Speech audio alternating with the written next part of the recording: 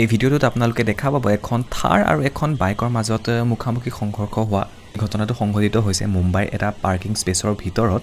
আমি দেখা পাইছোঁ যে থাৰখনৰ গাত সম্পূৰ্ণ দুখ আছে, কিয়নো বাইকখন যেতিয়া ওপৰলৈ উঠি আহিছে তেতিয়া বাইকখনে কণ্টিনিউৱাছলি হৰ্ণ মৰা আমি শুনা পাইছোঁ, কিন্তু থাৰখনে কোনো ধৰণৰ একো হৰ্ণ বা ছিগনেল দিয়া নাই আৰু একো নেচোৱাকৈ হঠাতে থাৰখন আপোনাৰ সন্মুখভাগলৈ উলিয়াই দিলে, যাৰ ফলত ওপৰলৈ উঠি অহা বাইকখন থাৰখনত সন্মুখত মাৰিব লগা হয়।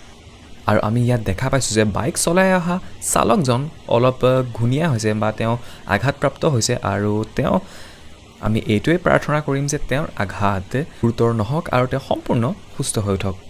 ভিডিঅ'টো আপোনালোকে আকৌ এবাৰ চাই লওক আৰু কমেণ্টত আপোনালোকে নিজৰ মন্তব্য জনাবলৈ নাপাহৰিব যে এই এক্সিডেণ্টটোত কাৰ গাত বেছি দুখ আছে। মইতো থাৰখনৰ গাতে দুখ দিছোঁ, আপোনালোকে ভিডিঅ'টো আকৌ এবাৰ চাই লওক। এনেধৰণৰ আৰু ভিডিঅ' আপোনালোকে চাবৰ বাবে আমাৰ চেনেলটো ছাবস্ক্ৰাইব কৰিবলৈ নাপাহৰিব। পুনৰ নতুন এটা ভিডিঅ'ত লগ পোৱাৰ আশা ৰাখিলোঁ। ধন্যবাদ।